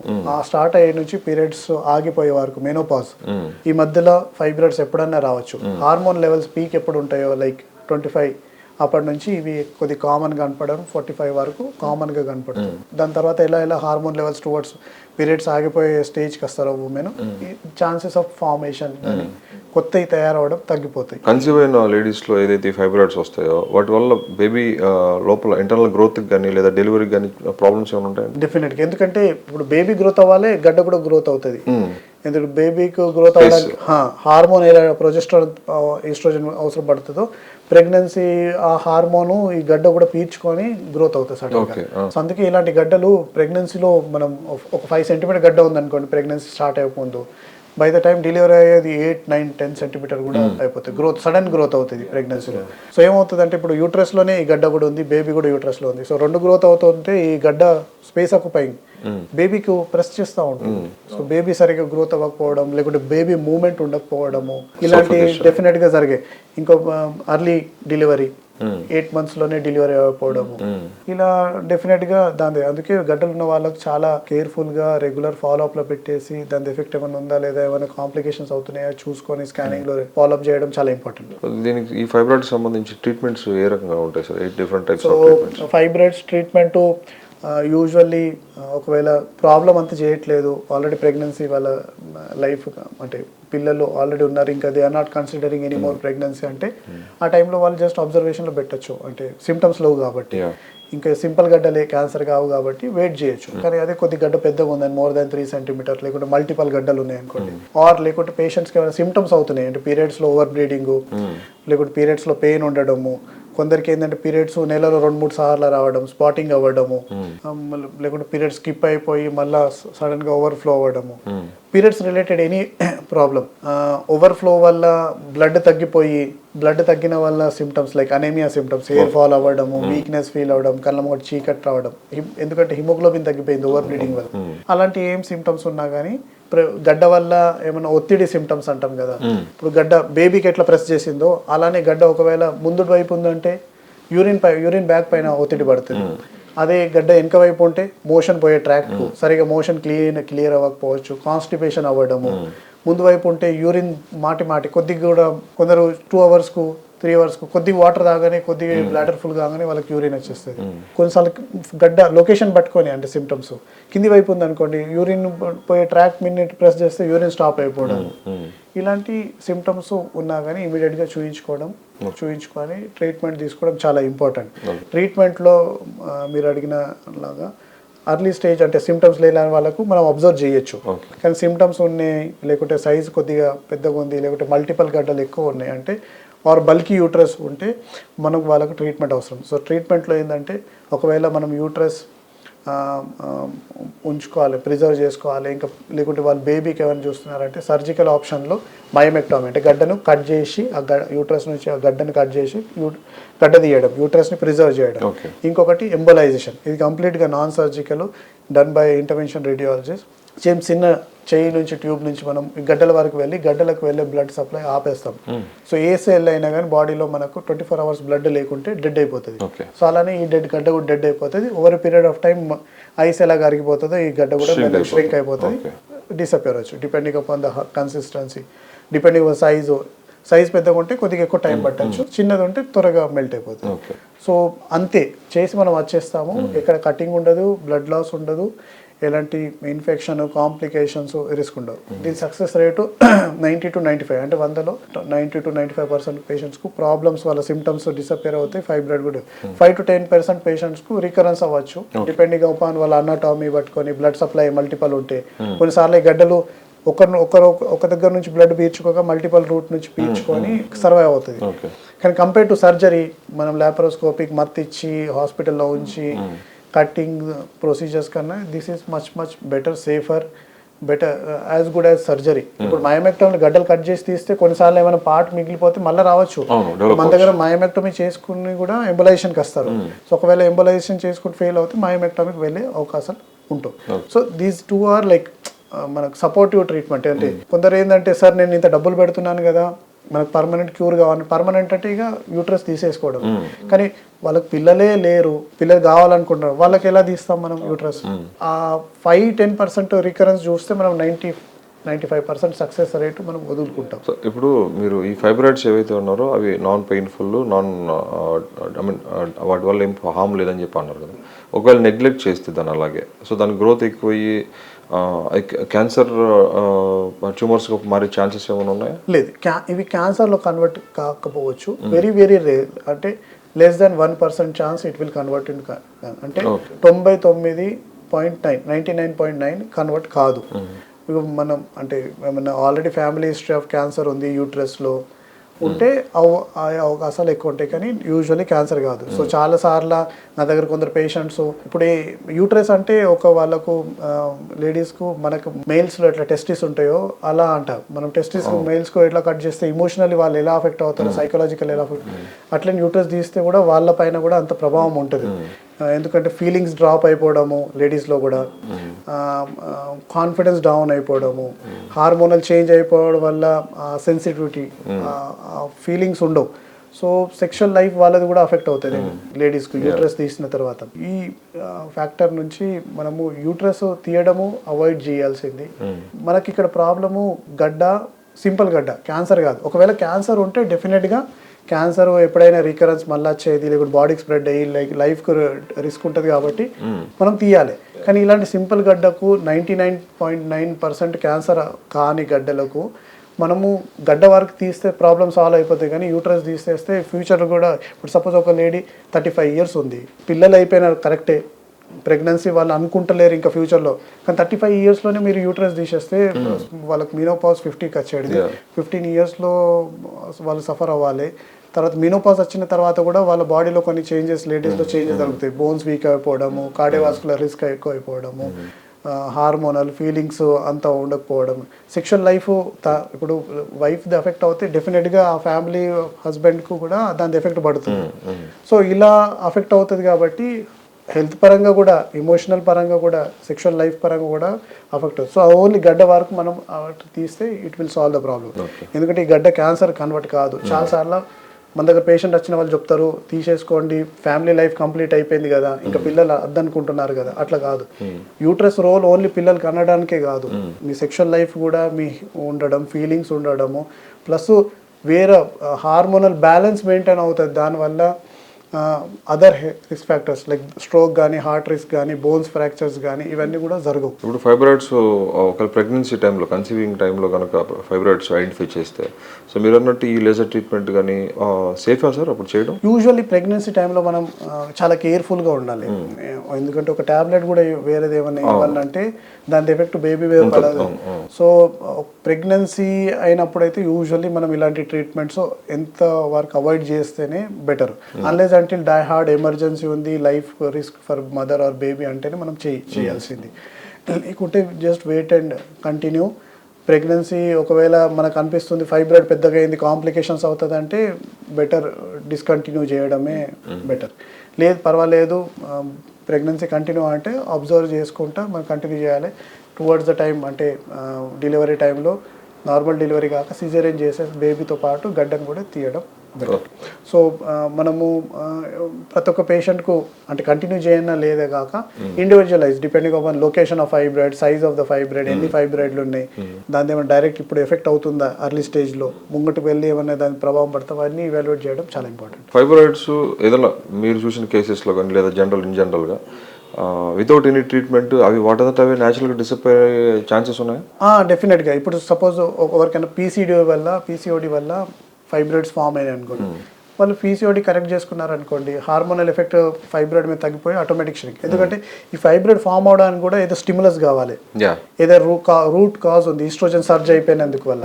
సో మీరు అది కంట్రోల్ చేస్తున్నారు కాబట్టి ష్రింక్ అవ్వచ్చు. కానీ యూజువల్ ఏమవుతుందంటే 5 to 10% chance they may shrink on their own if there is a proper root cause. కానీ మనకు పీసీఓడి లేదు, మన ఫ్యామిలీ హిస్టరీ వల్ల వచ్చినాయి అంటే కొద్దిగా అన్కామన్, అంటే ఆటోమేటిక్ డిసపియర్ అవడం. కానీ డెఫినెట్గా ఏమైనా రూట్ కాజ్ ఉంది, హార్మోన్ సర్జ్ అయింది, ప్రెగ్నెన్సీలో గ్రోత్ అయింది, ఇప్పుడు ఆల్రెడీ సెకండ్ ప్రెగ్నెన్సీలో పిల్లలు మనం ఇంకా ఫ్యూచర్ ప్రెగ్నెన్సీ వద్దనుకున్నాం అంటే అవి గ్రోత్ అవ్వకపోవచ్చు, ష్రింక్ అయిపోవచ్చు. సో అలా ఉంటే కూడా మనం చూసాము ఫైబ్రాయిడ్ న్యాచురల్గా ష్రింక్ అయింది. ఫైబ్రాయిడ్ ఉన్న అందరికి కూడా ట్రీట్మెంట్ ఎలాంటి అంటే ట్రీట్మెంట్ చేయాల్సింది ఎంబలైజేషన్ కానీ సర్జరీ అన్నట్టు ఏమి ఉండదు. డిపెండింగ్ అపాన్ సిమ్టమ్స్, గడ్డ సైజు, దాని ఏమైనా ప్రభావం పడుతుందా, దాని లేకుంటే ఫ్యూచర్లో వెళ్ళి సైజు పెరిగినందుకు కాంప్లికేషన్స్ అవుతాయి, అవన్నీ ఇవాల్యుయేట్ చేసి మనం ఇండివిజువలైజ్ అంటే అందరికి ఒకటే టాబ్లెట్ కాక అందరికి ఒకటే ట్రీట్మెంట్ కాక మనం ఇండివిజువలైజ్ చేయాలి. బికాస్ ఇక్కడ మషిన్ కాదు కదా. ఇప్పుడు ల్యాప్టాప్లో ఒక బ్యాటరీ ఖరాబ్ అయింది, బ్యాటరీ తీసేయడం, ఒక పార్ట్ ఖరాబ్ అయింది, అట్లా మనం చేయలేము. ఒక ప్రాబ్లం ఉందంటే ఆ ప్రాబ్లంకి ఇదే అన్నట్టు కాదు, ఆ పేషెంట్కు ఆ సిచ్యువేషన్లో పట్టుకొని ఆ డిసీజ్ గ్రేడింగ్ సివియారిటీ పట్టుకొని మనం ఇండివిజువలైజ్ ఇస్తే ఆ పర్ఫెక్ట్ ఆ పేషెంట్కి సూట్ అవ్వచ్చు. ఓకే. ఇప్పుడు ఈ ప్రాబ్లమ్ ఈ ఫైబ్రాయిడ్స్ ఇట్లాంటి ప్రాబ్లమ్స్ రావడానికి డిఫరెంట్ రీజన్స్ అన్నారు మీరు. ఒకటి stress levels, life style imbalances వీటికి సంబంధించి, లేదా ఏదైనా పీసీఓడిక్స్ ప్రాబ్లం ఉన్నా కూడా ఇది వచ్చే ఛాన్సెస్ ఉన్నాయి. ఇలా కాకుండా అపార్ట్ ఫ్రమ్ పీసీఓడి స్ట్రెస్ వల్ల వచ్చిన ఫైబ్రాయిడ్స్, అది ఆ వచ్చిన ఫైబ్రాయిడ్స్ వల్ల మనకు పీసీఓడి వచ్చే ఛాన్సెస్ ఉన్నాయా? పీసీఓడి వల్ల ఫైబ్రాయిడ్స్ వచ్చే ఛాన్స్ ఎక్కువ ఉంటుంది. ఓకే. ఫైబ్రాయిడ్స్ వల్ల పీసీఓడిలో ఎందుకంటే అదర్ వే అవుతుంది. కానీ డెఫినెట్గా ఫైబ్రాయిడ్స్ రావడానికి మెయిన్గా ఎక్కడనో ఏదో పాయింట్లో హార్మోనల్ ఇంబ్యాలెన్స్ జరిగింది. సో హార్మోనల్ ఇంబ్యాలెన్స్ అవ్వడానికి మళ్ళీ ఓవరీస్ ఏంటంటే కౌంటర్ ఎఫెక్ట్ చేసి బ్యాలెన్స్ చేయడానికి చూస్తుంది. సో అలాంటి సిచ్యువేషన్లో పీసీఓడి సిమ్టమ్స్ ఫామ్ అయ్యే ఛాన్స్ ఉంది. ఫైబ్రాయిడ్ అవుతుందంటే దానికి గ్రోత్ అవ్వడానికి కూడా ఈస్ట్రోజన్ హార్మోన్స్ ప్రొడ్యూస్ అవ్వడము ఓవరీస్ నుంచి ఛాన్సెస్ తక్కువ. పీసీఓడి వల్ల ఫైబ్రాయిడ్స్ ఫామ్ అవుతాయి కానీ రివర్స్ అవ్వడం అన్కామన్. ఒక మన ట్రీట్మెంట్ అయిపోయిన తర్వాత, ఈ ఫైబ్రాయిడ్స్ సంబంధించి ట్రీట్మెంట్స్ అయిపోయిన తర్వాత సో మళ్ళీ రికరింగ్ రాకుండా ఉండడానికి ఏం జాగ్రత్తలు తీసుకోవాలి జనరల్గా? ఫస్ట్ ఐడెంటిఫై ద కాజ్ ఏంటి పీసీఓడి, అలా అది రెక్టిఫై చేయడం. తర్వాత హార్మోనల్ ఇంబ్యాలెన్స్ ఏమైనా ఉంటే అది కరెక్ట్ చేసుకోవడం.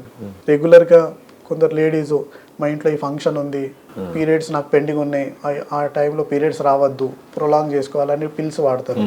చాలాసార్లు unless until it is very necessary don't use the frequent pills periods prolong చేయడానికి. తర్వాత ఓవర్ వెయిట్, మీరు ఒకవేళ ఓవర్ వెయిట్ ఉంటే కంట్రోల్ చేయడం. రెగ్యులర్ ఎక్సర్సైజు, ఎందుకంటే ఎక్సర్సైజ్ తోటి ఈస్ట్రోజన్ లెవెల్స్ ఇంకా ఈ హార్మోనల్ బ్యాలెన్స్ మెయింటైన్ అవుతుంది. అది ఓన్లీ వెయిట్ రిడక్షన్ డైట్ తోటే కాదు, మీరు ఎక్సర్సైజ్ చేయడం కూడా. ఒకవేళ మీరు సన్నగా లీన్గా ఉన్నారు, లో వెయిట్ ఉన్నా కానీ ఎక్సర్సైజ్ చేయాల్సింది. సో దాంతోపాటు లైఫ్ స్టైల్ చేంజెస్, డైట్లో more of vegetables, red meat అంటే మటన్, చికెన్, బీఫ్ ఇవి అవాయిడ్ చేయడం. ఒకవేళ నాన్ వెజ్ ఇష్టం ఉంటే ఫిష్, ఎగ్ వైట్. ఈ ముఖ్యంగా ఈ డైట్ పరంగా మీరు చేసి మీ రిస్క్ ఫ్యాక్టర్ని కంట్రోల్ చేస్తే చాలా మటుకు మళ్ళీ వచ్చే అవకాశాలు చాలా తక్కువ. యూజువల్లీ 40-45 తర్వాత ఉన్న ఫైబ్రాయిడ్స్కు సర్జరీ చేయక లేకుంటే యూట్రస్ తీయక మనం అవాయిడ్ చేసి ఎంబలైజింగ్ చేసి, ఎందుకంటే towards the menopause and now they are towards the 50 అది వస్తుంది, పీరియడ్స్ ఆగిపోయి ఆ టైంలో ఈ ఫైబ్రాయిడ్స్ కొత్తవి ఫామ్ అవ్వడం లేకుంటే ఉన్నవి పెరగడం చాలా రేర్. ఎందుకంటే పీక్ లెవెల్స్లో వాళ్ళకి 25-35 ఆ ఏజ్లోనే ఈ గడ్డలు ఫామ్ అవుతాయి, గడ్డలు గ్రోత్ అవుతాయి, ప్రెగ్నెన్సీ టైంలో సడన్గా ఇంక్రీజ్ అవుతాయి. కానీ మెనోపాజ్ తర్వాత వచ్చిన పేషెంట్స్కి యూజువల్లీ గడ్డలు కొత్తవి ఫామ్ అవ్వడం కానీ లేకుంటే ఇంక్రీజ్ అవ్వడం కొద్దిగా అన్కామన్ ఉంటాయి. అందుకే అలాంటి పేషెంట్స్లకు usually aggressive treatment like hysterectomy లేకుంటే యూట్రస్ తీసేయడము, సర్జికల్ ఆప్షన్స్గా కొద్దిగా అవాయిడ్ చేస్తే బెటర్. సార్ మీరు ఇందాక చెప్పినట్టు మనకి ఏదైతే interventional radiology painless treatment, laser treatment ఉందో సార్, మీరు ఇందాక అన్నట్టు మీరు కొన్ని ఫ్రీ సర్జరీస్ ఫ్రీ ఇవి చేస్తామని చెప్పారు ఎవ్రీ మంత్. సో ఎందుకు వచ్చింది అసలు మీకు థాట్ ఎందుకు వచ్చింది? సో యూజువల్లీ నేను నా బర్త్డేకి కానీ మా పిల్లల బర్త్డేకి యూజువల్లీ ఆర్ఫనేజ్కి వెళ్ళి కొన్ని డొనేషన్స్ కానీ ఓల్డ్ ఏజ్ హోమ్కి వెళ్ళి డొనేషన్స్ కానీ ఇలా చేస్తుంటాం. కొన్నిసార్లు మేము డొనేషన్ కూడా ఇస్తుంటాం, కానీ ఆ డొనేషన్ ఎటు వెళ్తుందో ఎక్కడికి వెళ్తుందో కొన్నిసార్లు మనకు ఐడియా ఉండదు, కంట్రోల్. మనం జస్ట్ డొనేట్ చేస్తాం మన ఆ రోజు అన్నట్టు. అదేవిధంగా నా పరంగా నా ఫీల్డ్ నుంచి కొందరు పేషెంట్స్ మన దగ్గర వచ్చినప్పుడు ఈ లేజర్ ట్రీట్మెంట్, ఎంబలైజేషన్స్ ఇవి కొద్దిగా కాస్ట్ ఎక్కువ ఉన్నాయి సర్జరీస్. ఇంకా ఇలాంటి ట్రీట్మెంట్ యూజువల్లీ అన్ని ప్లేసెస్లో అవైలబుల్ లేవు. పేషెంట్స్ గవర్నమెంట్ హాస్పిటల్స్కి వెళ్ళిన వాళ్ళు లైక్ ఉస్మానియా, గాంధీ ఇలాంటి లేజరు లేకుంటే ఎంబలైజేషన్ అడ్వాన్స్ ట్రీట్మెంట్ అక్కడ చాలాసార్లు వాళ్ళకి దొరకకపోవచ్చు. కానీ every patient has right for a better treatment. అంటే డబ్బులు ఉన్న వాళ్ళకే దొరకాలి, డబ్బులు లేని కొందరు మన దగ్గర నా దగ్గర చూయించుకోవడానికి వాళ్ళు వస్తుంటారు, ఓపీడీ కన్సల్టేషన్ పే చేసి చూయించుకుంటారు. కానీ వాళ్ళు కాస్ట్ చెప్పినప్పుడు ల్యాక్స్లో ఉన్నప్పుడు వాళ్ళు ఇక ఆ ట్రీట్మెంట్ అఫోర్డ్ చేయలేరు, లేకుంటే దాంతో సఫర్ అవుతారు, లేకుంటే they go for more invasive like surgery, cutting, దాంతో ఆ ట్రీట్మెంట్కి వెళ్తారు. సో నేనేమనుకున్నా అంటే ఎలా అయినా నేను డొనేషన్ చేస్తున్నాను. సో నా పరంగా నా ఫీల్డ్ నుంచి ఏమన్నా పూర్ పేషెంట్స్కి హెల్ప్ అవుతుందని నేను ఈ ట్రీట్మెంట్ లాంటిది స్టార్ట్ చేశాను. అందరికీ ఏం అఫోర్డ్ చేయలేక, ఎందుకంటే కాస్ట్ ఇన్వాల్వ్ ఉంది. ఎంబలైజేషన్ ఒక ట్రీట్మెంట్ వాడితే క్యాథెటర్, వైరు, పార్టికల్స్ అవన్నీ, బికాజ్ ఇక్కడ మోర్ దాన్ సర్జరీలు ఏంటంటే డాక్టర్ స్కిల్ ఉంటుంది, ఆ ఇన్స్ట్రుమెంట్స్ వాళ్ళు స్టెరైల్ చేసి వాడుతుంటారు. ఇక్కడ క్యాథెటర్స్, వైర్స్ ఏంటంటే ఒక స్టెంట్ వేసాము, ఆ స్టెంట్ ఆ పేషెంట్ తోటే వెళ్తుంది, మళ్ళీ మనం ఆ స్టెంట్ తీసి వేరేలోకి వేయలేము. సో అక్కడ స్టెంట్ కాస్ట్ ఎలాంటి ఎక్కువ కాస్ట్ ఉన్న ప్రొసీజర్స్ కాబట్టి నేను నా పరంగా నా దగ్గర నుంచి ఎంత హెల్ప్ అవుతుంది అందుకే ఒక ఫ్రీ సర్జరీ ఎవ్రీ మంత్ ఇవ్వాలనుకున్నాను పూర్ పేషెంట్స్కు. అందుకే మా టీం వాళ్ళకి చెక్ చేసుకొని, ఎందుకంటే కొందరు జాబ్ ఉన్న వాళ్ళకు కూడా దీన్ని అప్లై చేసుకొని నేను చేసుకోవాలనుకుంటారు. కానీ మా టీం అక్కడ వెళ్ళి వాళ్ళు రియల్లీ పూర్ ఉన్నారా చూసి డెఫినెట్గా. ఇప్పుడు ఏంటంటే మన టీమే కాబట్టి ఇప్పుడు ఇక్కడ రికమెండేషన్ ఏమి ఉండదు కదా, సో వాళ్ళు రీజన్ పూర్ ఉంటే మనం చేస్తున్నాం. ఎప్పటి నుంచి చేస్తున్నారు?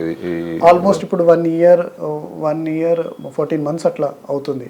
ఎవ్రీ మంత్ ఒక పూర్ పేషెంట్కి ఐడెంటిఫై చేసి అంటే అందరు అప్లై చేసిన వాళ్ళ దాంట్లో నుంచి మనం బయస్ లేకుండా, అంటే ఈ పేషెంట్కి ఎందుకు చేయాలి అలా లేకుండా మనం ఒక లాటరీ సిస్టమ్ లాగా ఓవర్ పేరెంట్ సెలెక్ట్ అవుతుంది, వాళ్ళకు వెరిఫై చేసి నిజంగానే వాళ్ళు పూర్ ఉన్నారా, what is their socioeconomic background, ఇంకా ఏమైనా ఉందా, ఎక్కడి నుంచి వస్తుంది వాళ్ళకు, లేదా ఫార్మర్స్ అలా చూసుకొని మనం బ్యాక్గ్రౌండ్ వెరిఫికేషన్ చేసి వాళ్ళు ఓకే ఉన్నాం అంటే వాళ్ళు if they are really poor అంటే మనం వాళ్ళకి సర్జరీ చేయడం జరుగుతుంది. వాళ్ళకి ఇప్పుడు ఇక్కడ వచ్చిన వాళ్ళలో ఎవరైతే సర్జరీ అయిపోతుందో రిమైనింగ్ పీపుల్ ఎలిజిబుల్ పీపుల్ ఉంటారు కదా, నెక్స్ట్ మంత్ ఒకవేళ వాళ్ళ ఎందుకంటే every month patients add on అవుతారు కాబట్టి ఇక మనం చెప్పలేము వాళ్ళకి ఎంత టైం పట్టచ్చు వాళ్ళు, ఎందుకంటే వీఆర్ జస్ట్ డూయింగ్ యాజ్ ఎందుకంటే ఇప్పుడు ఏమైనా ఫ్యూచర్లో వెళ్ళి స్పాన్సర్ అవుతే మనకు maybe we can increase the number, but as of now నా దగ్గర నుంచి ఎంత హెల్ప్ అవుతుందో నా ఓన్ పాకెట్ నుంచి నేను అమౌంట్ స్పెండ్ చేసి మనం చేస్తున్నాం. ఇందులో ఎలాంటి పేషెంట్స్కు సర్జరీ ఫీజు లేదు, మెడిసిన్ ఫీజు లేదు, హాస్పిటల్ అడ్మిషన్, బెడ్, మెడిసిన్ ఏం లేదు. Right from admission to discharge everything is free. వెళ్ళేటప్పుడు వాళ్ళకు మనం పోస్ట్ ప్రొసీజర్ మెడికేషన్స్ కూడా మనం ఇచ్చి పంపిస్తాం. సో ఎలాంటి ఒక రూపీస్ కూడా వాళ్ళ దగ్గర నుంచి తీసుకోవట్లేదు. ఎవ్రీ ఖర్చు, మెడిసిన్స్ ఖర్చు కానీ ఇంజెక్షన్ ఆ వాడికి అతన్ని కూడా మనం మన దగ్గర నా పాకెట్ నుంచి మనం పెడుతున్నాం. ఇప్పుడు ఆ ఎక్విప్మెంట్ సర్జరీకి సంబంధించిన ఎక్విప్మెంట్ అంతా మీ ఎక్విప్మెంట్ అండి, ఒకవేళ మీ దగ్గర లేకపోతే వేరే హాస్పిటల్స్ కన్నా రెఫర్ చేయడం అట్లాంటివి జరుగుతాయి? బేసికల్ ఏంది మన దగ్గర ఏం ట్రీట్మెంట్ చేస్తున్నామో అలాంటి ఇప్పుడు మళ్ళీ రిఫర్ చేయాలంటే వాళ్ళకు మనం కన్సెషన్ అడగన్నా లేకుంటే వాళ్ళ బిల్స్ ఎలా ఉన్నాయి లేదు మన దగ్గర ఇప్పుడు మన హాస్పిటల్లో ఎలాంటి కోత లేని సర్జరీస్ జరుగుతున్నాయో నేనేం చేస్తున్నానో నా దగ్గర నుంచి నా సర్జికల్ ఫీ అవన్నీ వెళ్ళేసి ఇంకా సర్జరీకి తలిగే ఆ ఇన్స్ట్రుమెంట్ ఆ క్యాథెటర్ ఆ పార్టికల్స్ ఎంబలైజేషన్ పార్టికల్స్ ఆ లేజర్ ఫైబర్ ఆ కాస్ట్ నేను బేర్ చేస్తున్నాను మన ఛార్జెస్ గురించి అయితే ఇది అందులో అది మనకు ఒక అడ్వాంటేజ్ అన్నట్టు అదే మనం వేరే దగ్గరికి వెళ్తే డాక్టర్ ఛార్జెస్ వాళ్ళు చేసిన ఛార్జెస్ అవి కూడా యాడ్ అయ్యి మనకు సో అవుతుంది కాబట్టి మన దగ్గర ఏమవుతుంది నా పరంగా అందులో ఒక పేషెంట్ కూడా హెల్ప్ అవునా కానీ బెటర్ అని ఇక్కడ క్లినిక్ లో ఉన్న పాసిబిలిటీస్ బట్టి ఎవ్రీ మంత్ మీరు చేసుకుంటూ